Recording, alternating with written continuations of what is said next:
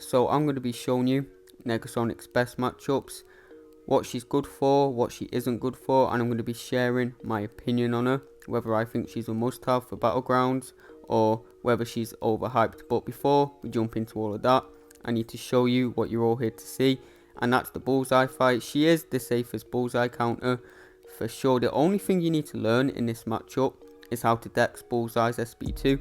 Once you learn how to do that, it's a very easy matchup. Whenever bullseye would evade you, you're going to counter attack with your own evade, and this will stun bullseye, and this stun will help you push bullseye to level 2 easily, so you're not baiting out them SB1s, so you're not taking the massive critical hits through your block.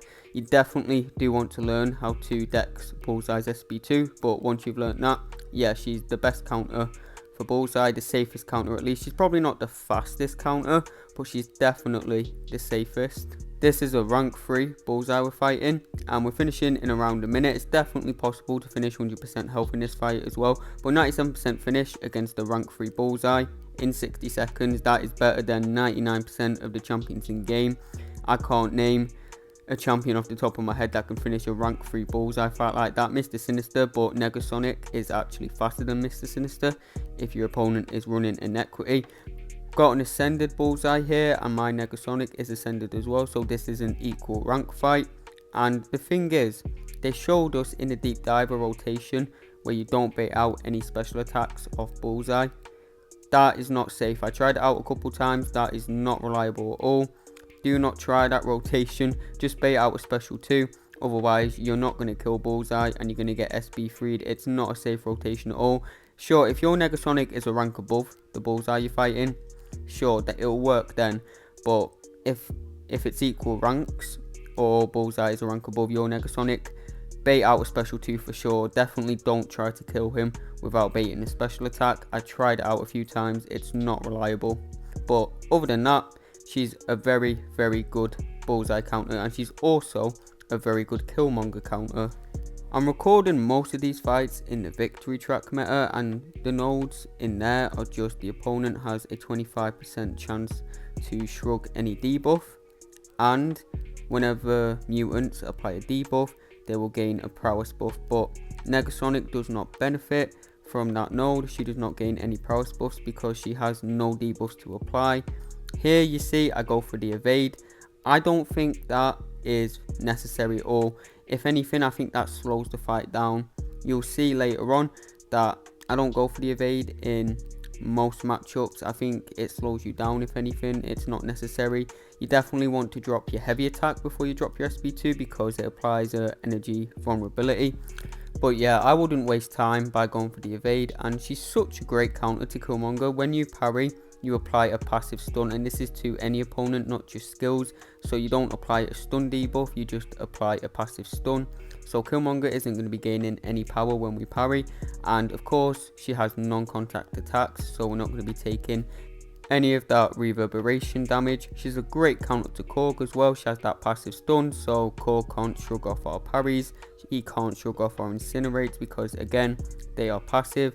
We have non-contact attacks, so we're not going to be taking any thorns damage even if we do medium attacks. She is definitely one of the best counters for Korg in Battlegrounds. This is a rank 3 Korg I'm facing, and the way you want to play Negasonic is you just want to get to your SB2 and rapidly mash the screen when you drop your SB2. What this will do is each time you tap the screen during her SB2, you will get an incinerate icon. You can get up to 16 of these, and when the SB2 is over, you will convert how many incinerate icons you have on yourself to incinerates on the opponent.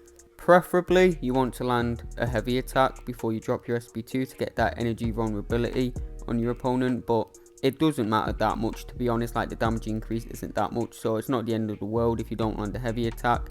And after you drop your SB2, you just want to keep spamming SB1s to keep refreshing your incinerates. So that was a 66-second Korg fight, and that's against the rank 3 Korg. If that was the equal rank Korg, that would be well under a minute.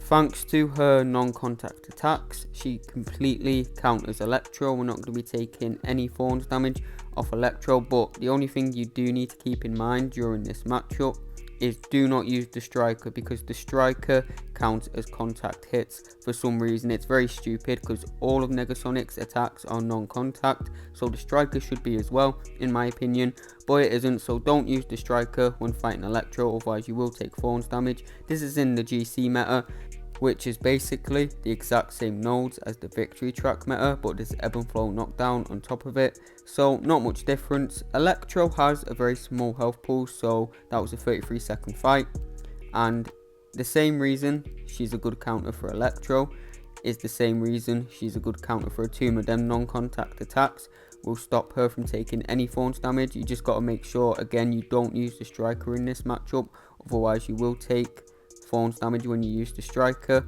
You can actually reliably parry Atuma as well, thanks to the passive stun.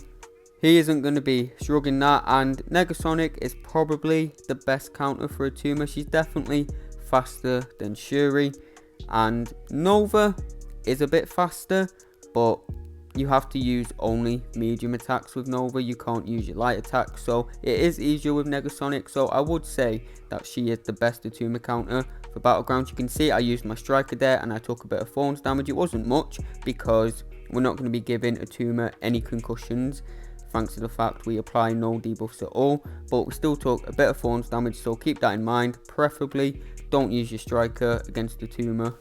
Next up, we got an Ascended Dust, who can be a very annoying defender with all that unavoidable damage, but Negasonic constantly applies Incinerates, and whenever you apply an Incinerate to Dust, you will remove a Sandstorm debuff of yourself. So basically this means Dust will never activate her Sandstorm. Negasonic is a hard counter to her, so definitely one of the best counters to Dust. Okay, so do I think Negasonic is a must-have for Battlegrounds? Not quite, but I think she's a very good addition to any deck, and I'll tell you why right now. In your average matchup, she's definitely not a nuke champion. She's definitely not the fastest champion in the game, but in the matchups you want to use her for, in her ideal matchups, which are Bullseye, Atuma, Korg, Killmonger, these tough skill defenders, which most champions can't finish in 50-60 seconds like Negasonic can. So she's not slow in these matchups against these tough skill defenders. A lot of champions can't finish 100% health against these champions either.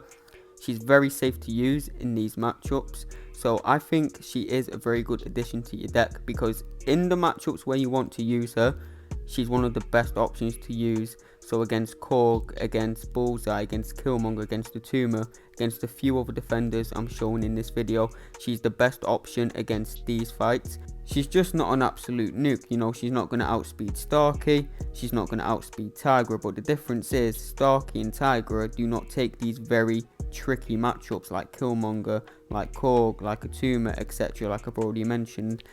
She will be pretty nukey next meta though. Week 3 and 4 of this season in BGs, the node will be arms raced, so when you use your SB2, if your opponent is at 2 bars of power, you will gain a 200% fury on your SB2, and what this will do is it will increase all your incinerates by 200% each. So she is going to go pretty crazy in week 3 and 4 meta for Battlegrounds, I think. She does have some defensive use as well. The only thing holding her back on defense is that she has a pretty small health pool, but she has those non-contact attacks, so you can't parry her on defense, and she will evade you. The only way to turn off this evade is by knocking her down with a heavy attack, which means you'll have to heavy counter her heavy because you can't parry her, of course. So she is a pretty tough defender, but she does have a small health pool, so it is pretty balanced. You know, she's definitely no Bullseye, she's definitely no Serpent, but she is a very solid defender. She can take Mystic champions pretty well because she doesn't have any buffs apart from the Dex buff, of course. She's definitely not going to outspeed Science champions in these Mystic matchups, but she can do them perfectly fine and at a reasonable speed.